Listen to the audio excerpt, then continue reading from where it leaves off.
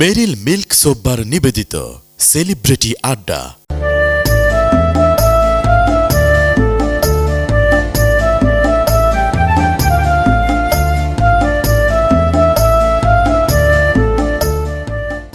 প্রিয় দর্শক, আপনাদের সবাইকে ঈদের শুভেচ্ছা, ঈদ মোবারক। আমন্ত্রণ জানাচ্ছি ঈদ উপলক্ষে এটি নিউজের বিশেষ আয়োজন মেরিল মিল্ক সোপবার সেলিব্রিটি আড্ডায়।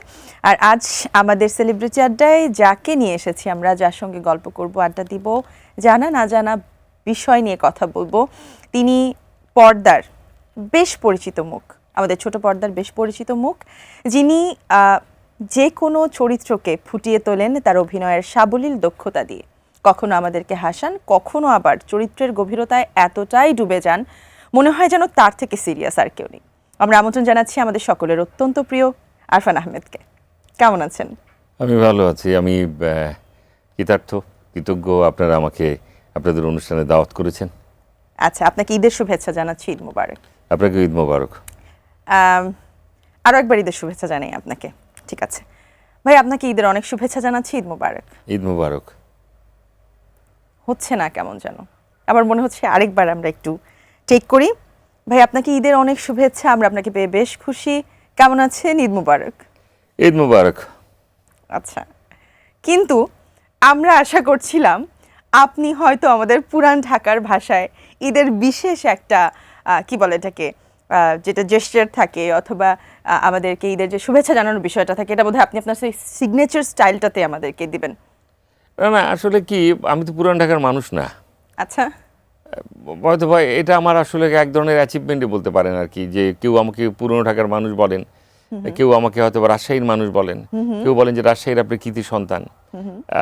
এটা হয়তো বা নাটকে যেভাবে আমি কাজ করি বা চেষ্টা করি, ভাষাগত জায়গা থেকে কতটুকু হয় সেটাও আমি জানি না। আঞ্চলিক ভাষায় আমি যখন কাজ করি, এক একজন এক এক রকম মনে করেন। দর্শকরা তার দেশি ভাই মনে করে, কেউ কেউ বলেছে যে আপনি তো আমাদের দেশের মানুষ। আমি আসলে সমগ্র বাংলাদেশেরই তো মানুষ, এই দেশ আমার দেশ। কিন্তু আমি আপনার যত কাজ দেখেছি বা আমার কাছে মনে হচ্ছে, স্পেশালি আমার কাছে কিন্তু সবসময় মনে হতো আপনি বোধহয় পুরান ঢাকায়, এবং আমিও এক্সপেক্ট করছিলাম যে আপনি বোধহয় আমাদেরকে খুশি করবার জন্য পুরান ঢাকা। আমার পড়াশোনা পুরনো ঢাকাই। আচ্ছা, ওখান থেকে কি আত্মস্থ করা হয়েছে? হ্যাঁ হ্যাঁ, ঠিক তাই। কারণ আমি বড় হয়েছি হচ্ছে কি, যে বলতে গেলে মাতুয়াইল কোনাপাড়া, ড্যামরার ওদিকে, ওই পর্যন্ত পুরনো ঢাকার ভাষা চলে। মানে একটুখানি হয়তো বা থাকে না, একটু একটু ওরা একটু ব্যবহার করছে। আর কখন কখন পুরনো ঢাকার কিন্তু সব জায়গায় একই পুরনো ঢাকার ওরা কথা আসলে ব্যবহার করে না। মানে ল্যাঙ্গুয়েজের কথা যদি বলে থাকে একটু ডিফারেন্ট। কিন্তু মাতুয়াইল কোনাপাড়ায় যেখানে আমি একটু বড় হয়েছি, সেখানে হচ্ছে তাদের টাই বেশি চলে আর কি। তো ফ্রেন্ড সার্কেলগুলো ছিল হচ্ছে কিছু পুরনো ঢাকার, ওরা কথা বললে আমি তাকিয়ে থাকতাম। এটা শুধু পুরনো ঢাকার বেলায় না, আমার দেখা গেল যে রাজশাহী থেকে আমার এক ফ্রেন্ড এসছে, তো তার কথাগুলো আমি শুনছিলাম। মানে বের করা হলো যে আমার এক বন্ধুর বিয়ে হচ্ছে রাজশাহীতে, সেই বিয়ে আমি দাওয়াত পেয়েছি। আমার ওই বেয়াইকে খুব ভাল লাগলো, ওর যে সম্বন্ধী। আচ্ছা, তো উনি যেভাবে কথা বলছেন সেটাও আমি তাকিয়ে থাকলাম। এত সুন্দর জিনিসটা আত্মস্থ করার চেষ্টা করলেন। এটা আমাকে অ্যাট্রাক্ট করে, এটা আমাকে টানে। হয়তোবা যে আমি মিশে যেতে পছন্দ করি মানুষের সঙ্গে। হয়তোবা আমি মনে করি আপনার মতো করে কথা বললে আপনি আমাকে গ্রহণ করবেন ভালো। এটা তো হিউম্যান সাইকোলজি, অবশ্যই এই সাইকোলজিটা আমার হচ্ছে কি, এটা আমি চাই। এটা আমি কেন চাই? কারণ প্রথমত হচ্ছে কি যে আমি মিশতে চাই, মানুষের সঙ্গে মিশতে চাই। এটা আমি হার্ট করতে চাই না। এই মিশতে যেটা হয় যে তার সঙ্গে যদি আমার একটা সফরও হয়ে থাকে, সে সফরে আমি 15 দিন তার মতো করে কথা বলতে চাই। আচ্ছা, একটা পর্যায়ে হয়তো বা নোয়াখালীর কেউ হয়ে থাকলে সে হয়তো বা বলে বসে যে আপনি তো আমার মতো করে কথা বলছেন। তো ওনার যদি কোনো আপত্তি না থাকে, তাহলে আমি ওর মতো করেই 15 দিন চালিয়ে যাওয়ার চেষ্টা করি। সেটা অনেক ভাষাতে হয়তো বা হয় নাই, লাইক আপনার চিটং এর ক্ষেত্রে হয়তো বা হয় না। চিটং এর আমার অনেক ফ্রেন্ড আছে, কিন্তু তাদের ক্ষেত্রে কেন হয়নি? ভালো লাগেনি ভাষা নাকি? চিটং ভাষা আমি চেষ্টা করছি। চিটং ভাষা হচ্ছে যে ওরাই আবার আমাকে একটা পর্যায়ে কপি পেস্ট করে দিত, যে এটা আসলে কি হয়, এটা হচ্ছে ও কত একটু কম হয়েছে আর কি। কিন্তু আমি যে চিটং এর ভাষায় আমি কাজ করিনি তা না। আচ্ছা, তো যেটা বলছিলাম যে অনেকেরই কিন্তু ধারণা, আমরা যতটুকু জানি যে আপনার গ্রামের বাড়ি বা আপনার হোম টাউন হচ্ছে মুন্সিগঞ্জ। আমি ইউটিউবে পেয়ে খুব ভালো লাগছে। আমার মুন্সিগঞ্জ আসে নাই, ইউটিউবে আসছে যে আমি আমার দেশের বাড়ি রাজশাহী। আচ্ছা, হ্যাঁ, আমার জীবন বৃত্তান্ত যখন আসছে রাজশাহী, এটা আমার কাছে খারাপও লাগেনি। আরেক জায়গায় এসছে গজারিয়া, মুন্সিগঞ্জ, এক এক জায়গায় এক এক রকম আছে। তো সেটা আরেক জায়গায় আসছে হচ্ছে কি যে আমি পুরনো ঢাকার। আচ্ছা, সো আমার একদম বেড়ে ওঠা বাই বর্ন, আমি নাকি শাঁখারিপট্টিতে নাকি আমার জন্ম, ওই দিক থেকে আমি নাকি শাঁখারীবাজার। বড় হয়েছে। অনেকে নাকি আমাকে এই ছোটবেলায় ল্যাংটা কালে এরকম যেটা ওরা বলে আর কি, ওরা আর কি যে ওরা তো আমরা এরকম গুরবার দেখছি এরকম করে, ওই তো আঙ্গুর সামনে বড় হয়েছে। কিন্তু আমি সেটা শুনে আমি খুব ভালো মানে লাগে। আমার কাছে ভালো এটা তো লাগে আপনার জন্য অবশ্যই একটা অনেক বড় পাওয়া, কারণ আপনি আপনার অভিনয়ে আসলে এই ভাষাগুলোর দক্ষতা এমনভাবে দেখিয়েছেন যে ওরা প্রত্যেকে আরেকটা আপনাকে। ব্যাপার আছে, আমি পুরনো ঢাকায় কখনো বেড়াতে গেলে আমি ওই অ্যাকসেন্টটাই ব্যবহার করি। সেই জন্য হচ্ছে কি যে আগে আমার হয়তো বা আমার ফ্যামিলি এটা খুব মাইন্ড করতো যে এইভাবে কথা বলছো কেন। আচ্ছা, আমার বাচ্চা এখন বড় হয়েছে একটু, তো ওরা বলে যে ওরা আবার খুব এটা মজা পায়, মজা পেয়ে এখন Enjoy ওরা করে। তাকিয়ে থাকে, বলছে যে এখন বাবু ওই ভাষায় কথা বলবে ওই জায়গা থেকে। সেটা ওদের কাছে যেমন ভালো লাগে, আমারও বলতে ভালো লাগে।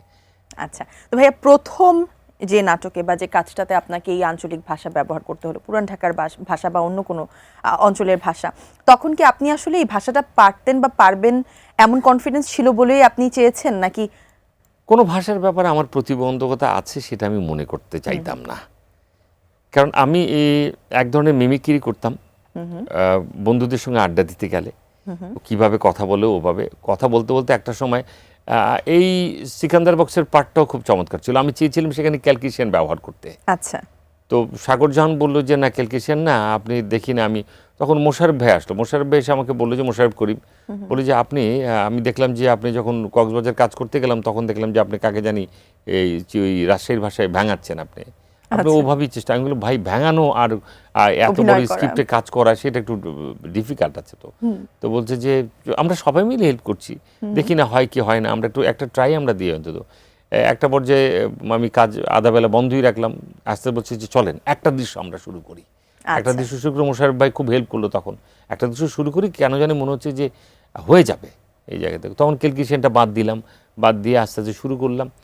এরপরে তো দেখা গেলো যে না, দর্শক হঠাৎ করে বললো যে এই সিকান্দার বক্স যখন গেল তার পরের দিন থেকে একটা রেসপন্স পেলাম যে আপনি তো আমাদের রাজশাহীর, সেটা আগে বলবেন না। আমার প্রথমে মনে হয়েছিল ব্যাংকে যখন আমি ঢুকি, আমি বললাম কি বলেন আপনি, আচ্ছা, আপনি আমাদের রাজশাহীর কৃতি সন্তান।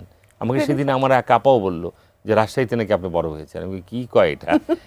তখন কি আপনি চুপ করে শুনে আসেন নাকি আপনি আমি নিরাশ করিনি, আমি কোনো কথাই বলিনি, আমি এটার প্রতিবাদও করিনি। আমি বলেছিলাম না না ঠিকই, এই বলে আমি আমার কাজটা সেরে চলে আসছি। আমি সব কথা শেয়ার করি আমাদের বন্ধুদের সঙ্গে, এবং একটা পর্যায়ে আমি বললাম যে it is success, that means তার তো পয়সা উসুল, তাই না, খাটনি উসুল। অবশ্যই তাই। চমৎকার ভাই, অনেক ধন্যবাদ। আমরা ভাষা নিয়ে কথা বলছি, আমরা আরো বলবো যে কিভাবে আপনি এত কঠিন কঠিন ভাষা আত্মস্থ করেন এবং কবে থেকে আসলে এই গুণটা আপনার মধ্যে আছে। একটু জানতে চাই যে আপনার জায়গা থেকে আমি যখন ঠেকেছিলাম তখন বৃন্দাবন দা আমাকে বলেছিল। আচ্ছা, আমি ওনার সঙ্গে দেখা করলাম যে আমার ধারণা ছিল যে যশোর আর পাবনা তো একই। আচ্ছা, বলছে না না না না না না। আমি বললাম যে তাহলে বোধহয় আমি পারবো না। তা আমি ওনার সঙ্গে দেখা করতে যখন গেলাম, উনি বললেন যে সব কিছুর মধ্যে একটা জফাল্লা যোগ করে দিতে, কইরে যায় খায়ে লয়ে সব জফাল্লা এরকম হবে। তো এরকম জফাল্লা ব্যবহার করলে আমি বললাম যে সব জফাল্লা জফাল্লাটা ব্যবহার করো, তাহলে সেক্ষেত্রে তুমি দেখবে যে 60% ওভারকাম করেছো। সে দাদার কাছে আমি কৃতজ্ঞ। সে সময় শাহনাজ ছিল আমার বন্ধু, তখন এরকম করে তাকিয়েছিল, বলে যে এই তো হচ্ছে করে যায়। আমি বললাম যে আমার তারপরে মনে হয় আগে তো স্ক্রিপ্ট আমরা খুব ভালো মুখস্থ করতাম, সেক্ষেত্রে কপি পেস্ট করাটা একটু সহজ হতো। এখন তো সে সময়টা হয় না। রাইট, এখন সেই সময়টা নেই। এখন একেবারে নিজের কি বলা যায় এটাকে, নিজের থেকেই অনেক কিছু হয়তো বা ইনস্ট্যান্ট করে ফেলতে হয়, ক্রিয়েট করতে হয়। আবার দেখা গেল যে স্ক্রিপ্টটা পড়ে অনেকের আসলে ধৈর্যটাও কম থাকে। আচ্ছা, আমাদের তো এখন মিক্সড অ্যালবাম, কারণ আমাদের হচ্ছে কি যে এখন যে জেনারেশনে সবাই কাজ করছে তাদের সঙ্গে মিশেই তো আমাদের কাজ করতে হয়। রাইট। তো তাদের কারো হচ্ছে কি ধৈর্য অনেক বেশি, তারা অনেক সময় নিয়েও কাজ করে। আবার পারফেকশনের জায়গাটা তারা আসলে হ্যাঁ, দ্যাট ট্যালেন্ট অ্যাজ ওয়েল। তারা সময় নিয়েও কাজ করে। আবার কিছু কিছু ক্ষেত্রে দেখা যায় যে তারা ওইটাকে গুরুত্বটাও বেশি একটা দেয় না। আবার দেখা গেল যে আমরা যেটা কপি পেস্ট করলাম সেটা প্রেজেন্টেশনের জায়গায় এসে সেটা ভালো লাগছে না, তো বলছে যে তাহলে এটা চেঞ্জ করা। তো স্ক্রিপ্ট আসলে পড়লেই হবে না, পড়ে গেলেও হবে না, that can change any time. Right, ঠিক বলেছেন ভাই। একটু জানতে চাইছি যে এই যে ঈদ যাচ্ছে, কেমন কাটছে? আমাদের তো চারপাশে বেশ অস্থিরতা, তো এই ঈদ কেমন যাচ্ছে স্পেসিফিকলি? ঈদে আমার ভালোই যাচ্ছে, কারণ ঈদে আমার আমি তো শুধু ফুডই না, আমি আমি আমি রান্না করতে পছন্দ করি। রাইট। এটা সবসময় আমি রান্না করতে পছন্দ করি। তো সেক্ষেত্রে রান্নার অভ্যাসটা কবে থেকে? রান্না বিদেশ থেকে, যখন বিদেশে থাকেন? বিদেশ থেকে রান্নার অভ্যাসটা মানে ওই আমার অস্ট্রেলিয়া ছিলাম, প্রবাস জীবনের জায়গা থেকে আমার কেন গেছিলেন আমরা যদি একটু রিজনটা জানতে পারি? জীবিকার জন্য গিয়েছিলাম। আমি যদি বলি যে সেক্ষেত্রে আমার এখানে ফিউচারটা অত ভালো দেখতে পাইনি, সেই জন্য আর কি মনে হয়েছে যে মনে হয়েছিল। আবার আমি চলে এসেছি নাটকের টানি, নাটককে ভালোবাসি। ওই জায়গা থেকে চাইলে তো আমি আমার সারা জীবনে ওখানে থাকতে পারতাম, বাট ওটা আমাকে টানে না। একটা প্রয়োজনে যাওয়া, সেটা জীবিকার কারণে গিয়ে মনে হয়েছে আসলে রক্তে তো মিশে আছে মাটির টানে। আবার ব্যাক টু দ্য প্যাভিলিয়ন থেকে।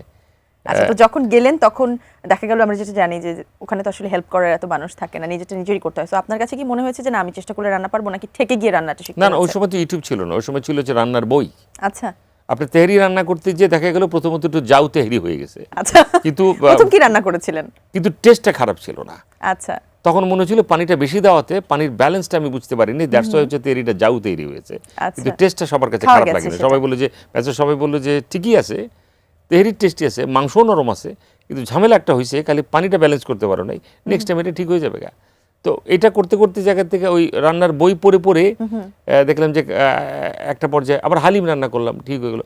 তবে সমস্যা হয়েছিল ফালুদা করতে যেয়ে। আচ্ছা, ফালুদা করতে যে সমস্যা হয়েছিল, রোজার মাস ছিল তখন, ফালুদা করতে যায় ঝামেলাটা হয়েছিল যে আমি ওই ঘন দুধটা পাচ্ছিলাম না, ওই মালাইটা পাচ্ছিলাম না। আচ্ছা, বাকি সব ঠিক ছিল। তখন এক বিদেশি আমার এক ফ্রেন্ড ছিল, ওর নাম ছিল ক্রিস্ট। ও বললো যে তুমি আসলে খোঁজছোটা কি?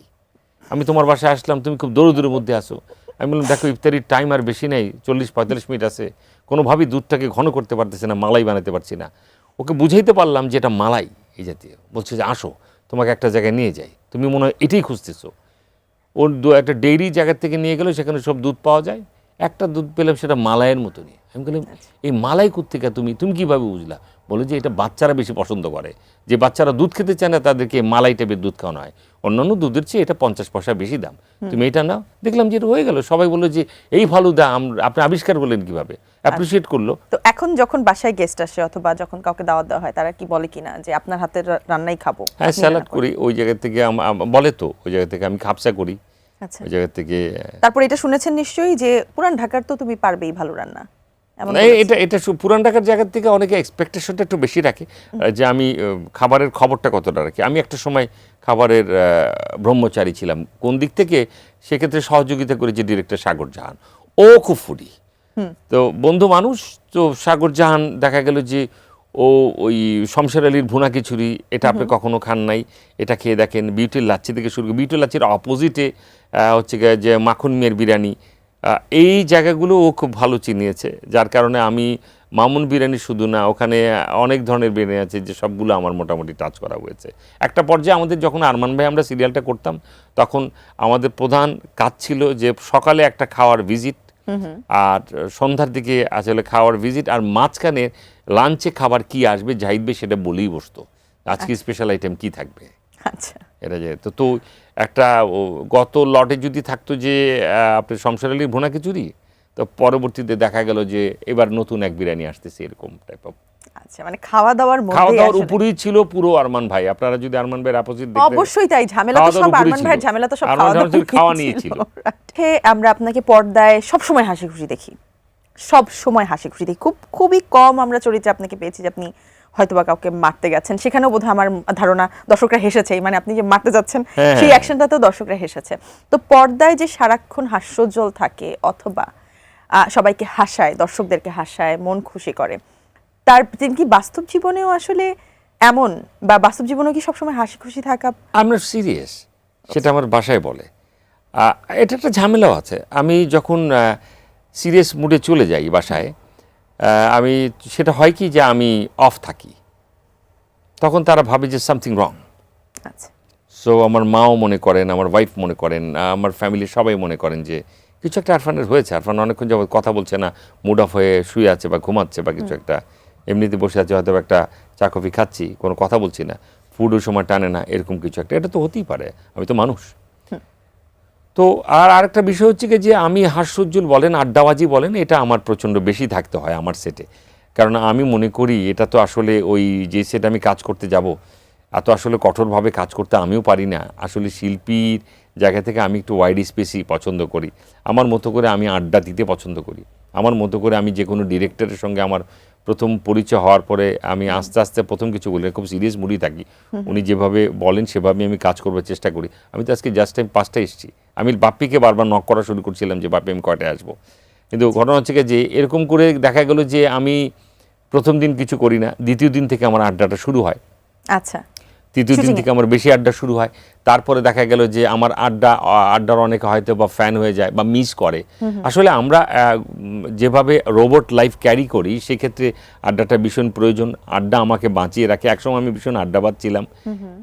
সে আড্ডাবাজের জায়গা থেকে দেখা গেল যে আমার ওয়াইফ আমাকে ফোন করতে, আমি বললাম যে আমি এই তো কাজ শেষ করেছিল, আসলে আমার শুটিং শেষ হয়ে গেছে 7টায়, আমি কিন্তু বাকি আড্ডা 3 ঘন্টা আড্ডাই দিচ্ছি আচ্ছা। জায়গা থেকে। এবং ভাবি কি জানে এটা যারা যে আমার আপনি- কলিগরা আছে তারা আমাকে ছাড়ছে না। তারা বলছে যে আরে যাইবেই তো, একসাথেই যাবো কেন, অসুবিধা নেই, একটু পরে যাবো না, অমুকে আসতেছে তমুকে আসতেছে, যেটা আমাদের সাধারণত হয়ে থাকে। তো ভাবিকে যে বলতেন যে আমি কাজ এখনো শেষ হয়নি, কাজ শেষ করে আসছি, এটা পরবর্তীতে ধরা পড়তেন?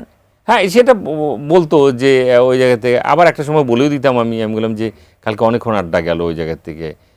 মানে লুকিয়ে রাখতে পারতেন না? এটা হয়ে যায়। এটা হচ্ছে একসাথে যখন আমরা একটু গেট টুগেদারে থাকতাম তখন হচ্ছে যে ওর আড্ডা তো আমরা এত মিস করি, ওর কাজ শেষ হয়ে গেছে।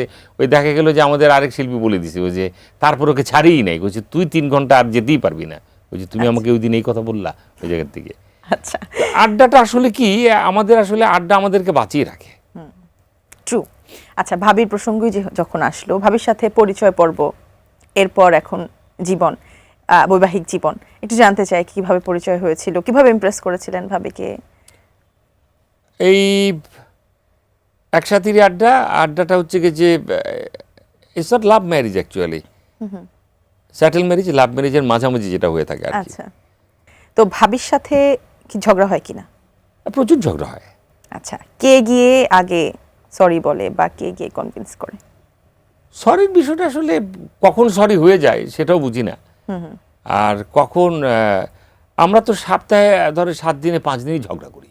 আচ্ছা, যেমন মনে করেন যে 2-3 দিন আগে এক ধরনের ঝগড়া হলো, ঝগড়ায় মনে হলো যে 3-4 দিনের আগে এটা নেগোশিয়েট হবে না।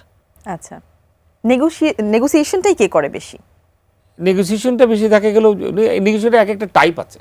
ও বললো কি তুমি কি আমাকে 20 মিনিট সময় দিতে পারবা? আমি বললাম 20 মিনিট কেন, আমি তোমাকে নিয়ে একটা জায়গায় যাবো। আমি বললাম মনে হয় আমাকে কোনো সাইকিয়াট্রিস্টের কাছে নিয়ে যাবে এরকম। আচ্ছা, বলছে আমাকে একটু হেল্প করার জন্য তুমি আমার সাথে থাকলেই হবে। আমি বললাম সরি, আমি কোনো টাকা দিতে পারবো না ওই জায়গা থেকে। কারণ আমি জানি ওরা এটা বলছে যে আমার সঙ্গে আসলে তুমি 5,000 টাকা দাও, আমি একটা কিছু কিনবো। আমি বললাম কী বলো? কোনো আমি তোমার কাছে টাকা চাইনি, তুমি শুধু আমার সাথে থাকো। যে হটকুট করে সে করলো কি যে একটা জুতার দোকানে ঢুকলো, ওটা আমার খুব, ওখান থেকে আমি স্যান্ডেল জুতা সবসময় কিনি, শুজ কিনি, লোফার কিনি। আচ্ছা, তো ও বললো যে এটা নাও এটা নাও এটা নাও এটা নাও। আমি বললাম যে তোমার বাজেট 10,000 to 20,000 স্যান্ডেল এবং জুতার জন্য, কোনটা নিলে তোমার ভালো হয় তুমি নাও, এর চেয়ে বেশিও নিতে পারো। বাহ, আমি বললাম যে এই টাকা তুমি কোথায় পেলো? আচ্ছা আমার জমানো টাকা, তোমাকে কিছু দিতে হবে না, সরি ওই জায়গায়। তো Very sweet, very this type of তো দেখা গেলো যে একটা পর্যায়ে সে আবার রিয়েলাইজ করলো, বললো যে আসলে তোমাকে রাগারাগি করে লাভ নাই, তুমি আসলে ওইটা ডিসিশনটা ঠিক করো নাই। একটা ডিসিশন নিয়েছি আমি যে ওই আমাদের ফ্ল্যাটে ওই জিনিসটা পড়বে, সেটা আমি রং ডিসিশন নিয়েছি, তাকে জিজ্ঞেস কেন আগে করিনি। মূল বিষয়টা হচ্ছে কি যে আমি যদি তোমার লাইফ পার্টনার হয়ে থাকি তাহলে আমার সঙ্গে আগে ডিসকাস কেন করছো না? আর আমি মনে করি যে তোমাকে প্যারা দিয়ে লাভটা কি? ডিসিশন আমি যেটা নিয়েছি সেটা খারাপ হবে না, আমার পছন্দই তোমার পছন্দ, তোমার পছন্দ সেটা এরকম, তোমার পছন্দকে আমি বুঝতে পারি না, তোমার কোনো পছন্দই, এটা তোমার কোনো পছন্দই ঠিক নাই ওই জায়গা থেকে। মানে ম্যাক্সিমাম এই বিষয়গুলো না। পারফেকশনিস্ট। আমি মনে করি যে আমি কোনো প্ল্যান করে সংসার করি না। আমি মনে করি এটাই বুঝি সংসার। আমি মনে করি যে সংসারের ক্ষেত্রে আমাকে যে অভিনয়টা করতে হচ্ছে, আমি বলছি যে আপনি তো ম্যানেজ করছেন, আমি মনে করি যে ম্যানেজ না, আমি এরকম অভিনয় করছেন। আমি একটা বলবো যে সোনার পাখি রূপার পাখি একটা নাটক ছিল আমার, সেখানে আমি পুরো পরিবারকে এভাবেই বোধহয় ম্যানেজ করি। আসলে যে সংসার করতে চাইবে তার ক্ষেত্রে দেখবেন বলে একটা মিনিমামাইজ তো করতেই হয়, সেখানে দুইজনকে স্যাক্রিফাইস করতে হবে, দুজন কি একটা জায়গা থেকে আপনার মনে করেন যে আন্ডারস্ট্যান্ডিং থাকতে হবে। আন্ডারস্ট্যান্ডিং থাকতে হবে। আমি মনে করি স্যাক্রিফাইস দুজনের জন্যই, সংসার দুজনকেই করতে গেলে যেটা হয় আর কি। ঠিক বলেছেন, কিন্তু আমার কাছে মনে হচ্ছে এখন সেক্ষেত্রে ভাবি বেশি সুইট। আচ্ছা, তো এগুলো নিয়ে কথা তো চলবে। আমি একটুখানি জানতে চাই আপনার কাছে যে বর্তমানে আপনি তো মানে একদম আমাদের নাটকের স্বর্ণ যুগ থেকে, রূপালী যুগ থেকে, প্ল্যাটিনাম যুগ থেকে শুরু করে রূপার যুগ পর্যন্ত যদি বলি, সবগুলোই আপনার টাচ মোটামুটি করা হয়েছে। এটা আমার বড় এই সময়- অ্যাচিভমেন্ট। অবশ্যই অ্যাচিভমেন্ট। দেখুন, আমার হারাবার কিছু নেই, হারাবার ভয়ও নাই, কিন্তু আমার দেখার যে বিষয়টা আছে সেটা একটা পর্যায়ে মনে হচ্ছে এই তো সেদিন দেখে এলাম, আচ্ছা, আমার আরও দেখতে ইচ্ছে করে যদি খোদা তাআলা আমার সেই আয়ু রাখেন। অবশ্যই তাই। আমরা আশা করছি যে আমাদের নাটকের, শুধু না আমাদের ইন্ডাস্ট্রির সব ভালো ভালো এক্সপিরিয়েন্সগুলোই যেন আপনি পান বা করতে পারেন। তো এখন আসলে আমাদের নাটকের জগতের বা নাটকে যারা কাজ করছেন, ওভারঅল সবকিছু মিলিয়ে নাটকের কি অবস্থা?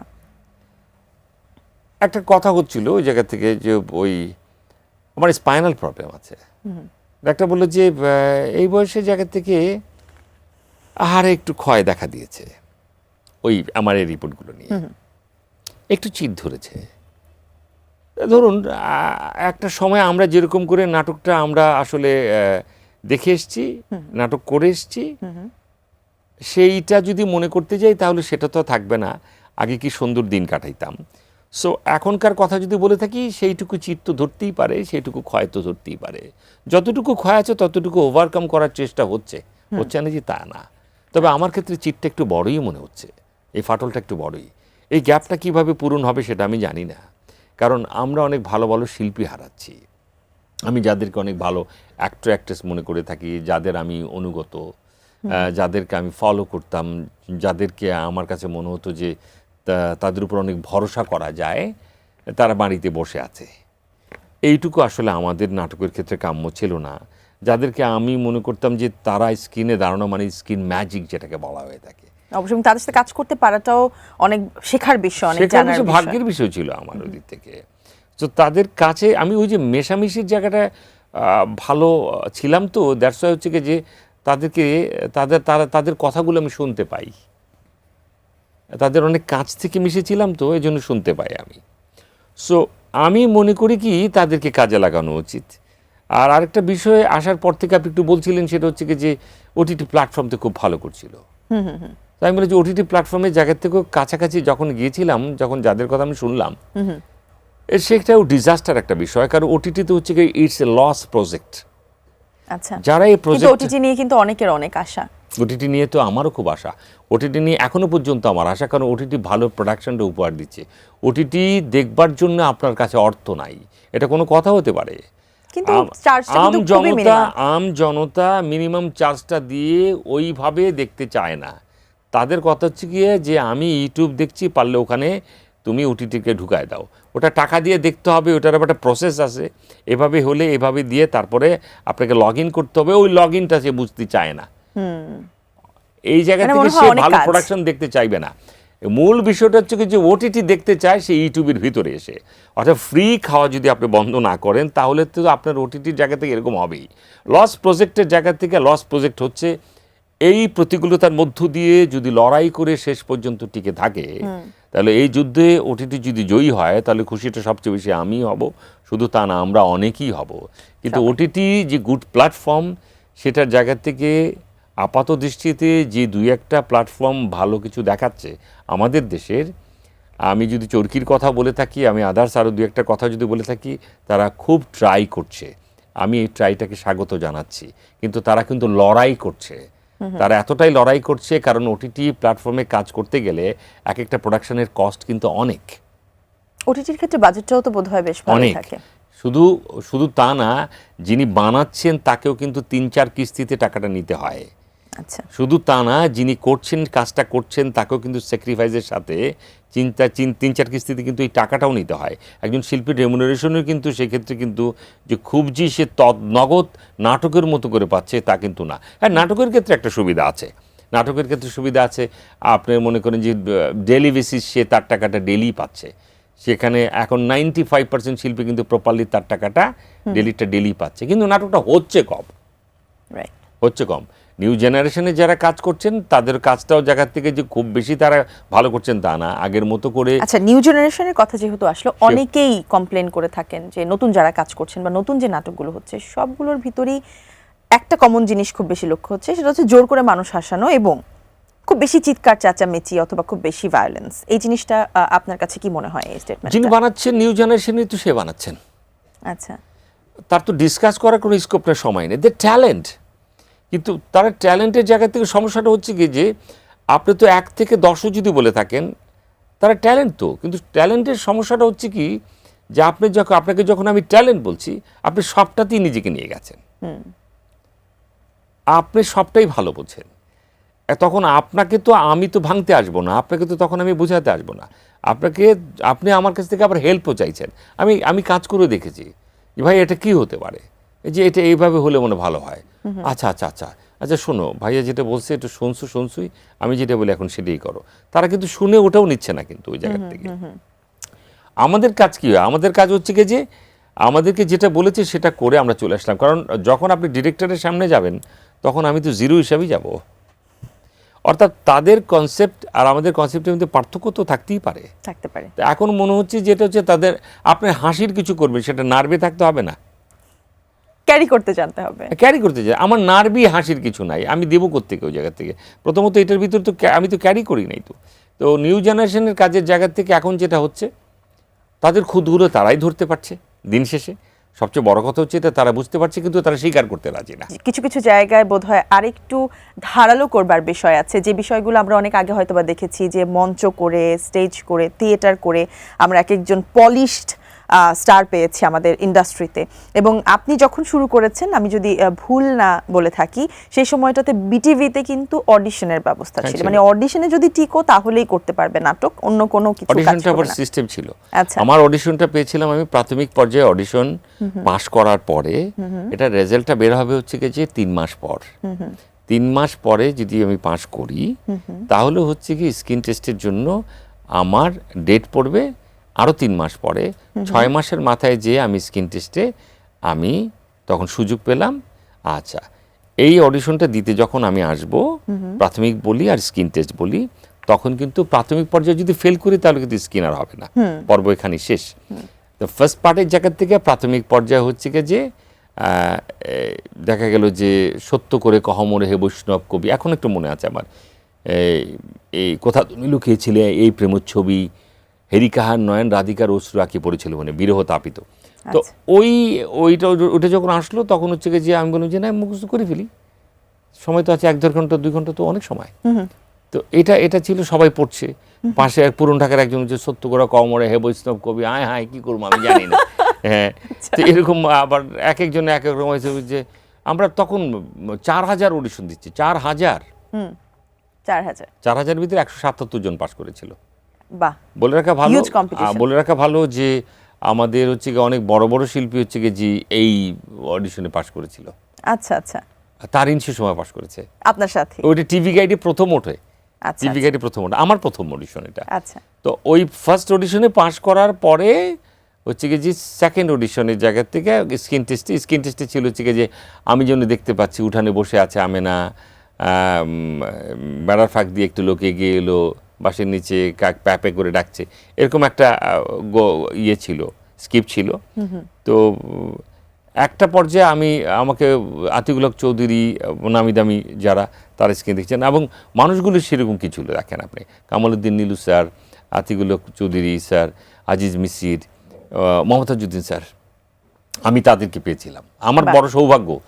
তখন এই 7-এর জায়গা থেকে তখন হচ্ছে কি যে আমার এক বন্ধু ছিল, ও আমার মতো করে হচ্ছে কি যে ওই স্কিপ ছাড়া, আমি হচ্ছে স্কিপ ছাড়া যদি আমি এরকম করি, এবার 3টা ক্যামেরা থাকবে স্ক্রিন টেলিভিশনে, আমি যদি হাত নেড়েছিল যদি আমি যেন দেখতে পাচ্ছি, হ্যাঁ আমি যেন দেখতে পাচ্ছি উঠানে বসে আছে আমেনা, বাঁশের ডগায় বসে কাক ডাকছে, ছেলে মেয়েগুলো পা চড়িয়ে বসে ট্যাঁ করছে।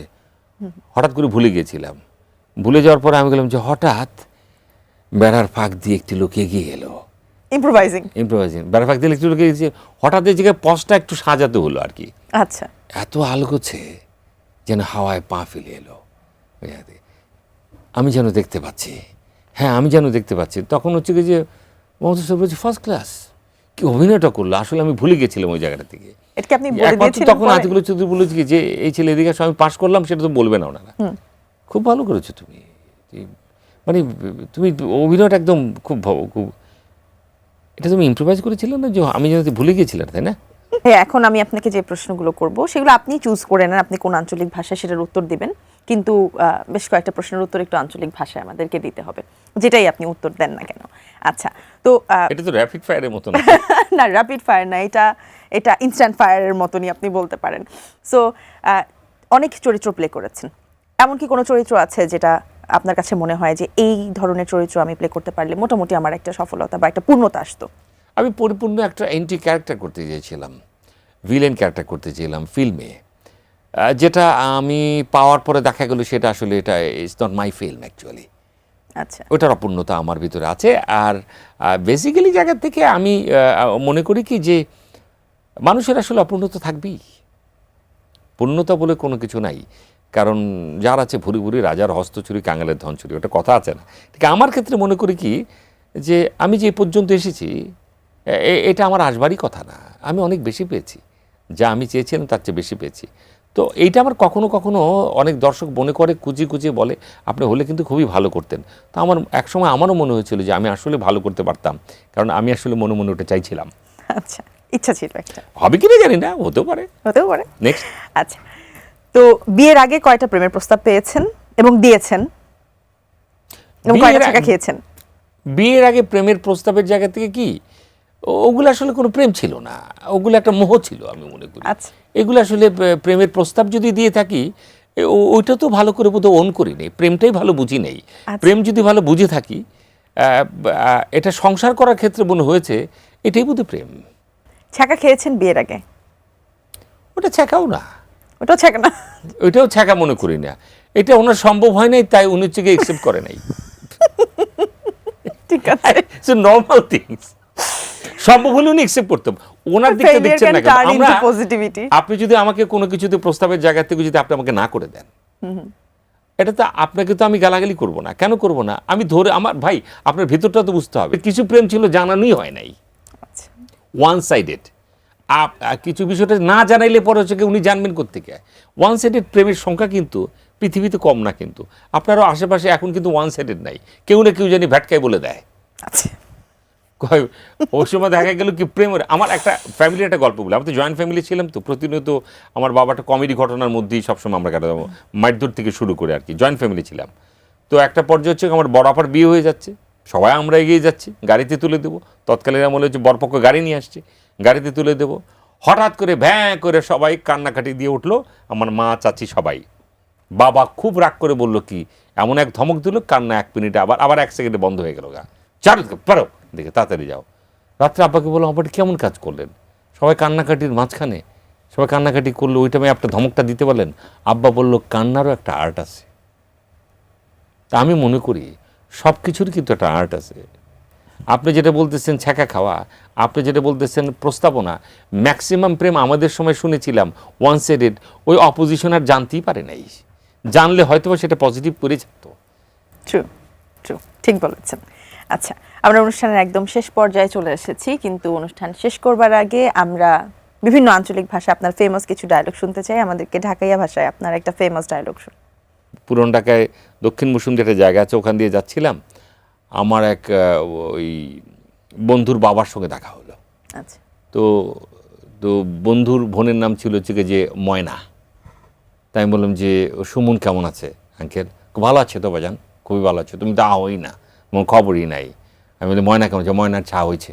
তুমি জানো না যে ময়নার ছা হয়েছে? আমি বললাম যে পাশের থেকে আমার একজন বলে যে ওনাদের বাসায় প্রচুর ময়না পালে বোধ হয় এরকমভাবে। আচ্ছা, আসলে ময়নার ছা বলতে আমার বন্ধুর বোনকে আদর করে ময়নাই ডাকতো, ময়নার বাচ্চা হচ্ছে, বাচ্চাকে তারা আবার মানে বাচ্চা না বলে তারা ছাও বলে, ওই থেকে আর কি। এরকম অনেক ঘটনা গেছে। এবং এখনও পর্যন্ত হচ্ছে যে সিকান্দার বক্সের জায়গা থেকে সবসময় আমি যে বারবার হচ্ছে সিকান্দার বাক্স বলতাম, সিকান্দার বক্স বলতেই পারতাম না। এটা আমি মনে করি অল ক্রেডিট গোজ টু হচ্ছে সাগর জাহান। দুটো নাটকের ডিরেক্টরই সাগর জাহান, ক্রেডিট তো তাকেই দিতে হয়। তো বাক্স যে বলতে পারতাম না, ওই বাক্স বলতে গিয়ে যে কী পরিমাণ যে সিকান্দার বাক্স এরকম করে বলতাম, সেটা দর্শক আমাকে বারবার মনে করিয়ে দেয়। আমি অনেক কিছুতেই ভুলতে চাই, অনেক নাটক আমার জীবনে। সালাউদ্দিন লাবলু ভাইয়ের কথা যদি বলে থাকে, আমি প্রখ্যাত ডিরেক্টর, তিনি আমাকে আসলে, আমি তো অলস অভিনেতা, আমি সবসময় বলে আড্ডাটাই পছন্দ করি। মাঝে মাঝে এত বেশি আড্ডা দিয়ে ডিরেক্টরের সঙ্গে আমার আসলে রাগারাগি হয়ে যায়, যার ফলে আসলে আজকে মনোযোগী দিচ্ছেন। আমি চঞ্চল আমাকে সহযোগিতা করেছে, মোশাররফ ভাই আমাকে সহযোগিতা করেছে, মাহফুজ ভাই আমাকে ভীষণ সহযোগিতা করেছে, জাহিদ ভাই আমাকে সহযোগিতা সবসময় করেছেন। সো আমি অলস অভিনেতা, যেমন আমি ভিলেজ ইঞ্জিনিয়ার যেভাবে কাজ করি সেটার জন্য আমি পুরস্কার পেয়েছি। সেরা অভিনেতা পুরস্কার পাওয়ার পর আমি বলেছিলাম যে all credit goes to director, কারণ আমার কোনো ক্রেডিট নাই, কারণ তারা আমাকে দিয়ে করেই নিয়েছেন। আমি যদি সোনার পাখির রূপার পাখির কথা বলে থাকি, সেখানে অলওয়েজ আমি একটা ফ্যামিলি ম্যান, বাট আমি ওইখানে দেখা গেছে আমি সম্পূর্ণ আড্ডাবাজ একটা পুরুষ। আমি আমার ছেলে বড় হয়ে যাচ্ছে, তার বিয়ে দেওয়ার অবস্থা হয়ে যাচ্ছে, কিন্তু আমি গ্রামে বলে না ভাদাইম্যা টাইপের মানুষ, আমি সেরকম, কিন্তু আমি কোনো ফ্যামিলিতে সিন ক্রিয়েট চাই না। দিন শেষে ওটা আমি খুব পলিটিক্স করে একজনের সঙ্গে মিলিয়ে দিচ্ছি। ওই দেখুন, আমি নাটকের ডায়ালগস আপনি যদি আমাকে দিতে বলেন তাহলে তো অনেক ডায়ালগে আমি দিতে পারবো, কিন্তু আজকে আপনার এখানে এসে এই অনুষ্ঠানে এসে থ্যাঙ্কস এই কারণে আমি বলবো, ঈদ যেহেতু আমি বড় নস্টালজিক হয়ে যাই, কারণ আপনারা নাটকগুলো আমাকে মনে করিয়ে দেন। আপনারা মনে করিয়ে দেন আমার আরমান ভাই নাটক, আর আপনারা মনে করিয়ে দেন আমার হচ্ছে গিয়ে যে সিকান্দার বক্স নাটক, আপনারা মনে করিয়ে দেন সোনার পাখি রূপার পাখি, আপনারা মনে করে দেন আমার কবুলুতনেমা নাটক যেটা এই চ্যানেলে গেছে। আপনারা অনেক ভালো ভালো নাটক আমাকে মনে করিয়ে দেন। আমি একটা সময় মনে হতো কি আমার কোনো ভালো নাটকই নাই, আমার আসলে কোনো অ্যাচিভমেন্ট নাই, আমার ওই জায়গার থেকে আমার কি ভালো নাটক আছে। কিন্তু যেভাবে বিভিন্ন ইন্টারভিউতে আপনারা আমাকে মনে করিয়ে দেন, এটাই আমার জন্য বড় ঈদের আনন্দ। আপনাকে অনেক ধন্যবাদ জানাচ্ছি, আপনি আমাদের মাঝে এসেছেন, আমরা আড্ডা দিয়েছি, আপনার কাছ থেকে জানা অজানা নানান বিষয়ে জেনেছি। এটি নিউজ এবং সেই সঙ্গে সেলিব্রিটি আড্ডার পক্ষ থেকে আপনার জন্য অনেক শুভকামনা রইল। ঈদের অনেক শুভেচ্ছা, ঈদ মোবারক। ধন্যবাদ। দর্শক, আমাদের আজকের মেরিল মিল্ক সোপ সেলিব্রিটি আড্ডা এখানেই শেষ করছি। দেখা হবে আবারও আগামী পর্বে নতুন অতিথির সাথে। সেই পর্যন্ত সবাই ভালো থাকবেন, সুস্থ থাকবেন। অবশ্যই চোখ রাখবেন এটিএন নিউজের এই যে ঈদকে কেন্দ্র করে যে স্পেশাল অনুষ্ঠানগুলো বা আয়োজনগুলো করা হয়েছে আপনাদের জন্য, সেই আয়োজনে অনেক অনেক ধন্যবাদ। ঈদ মুবারক।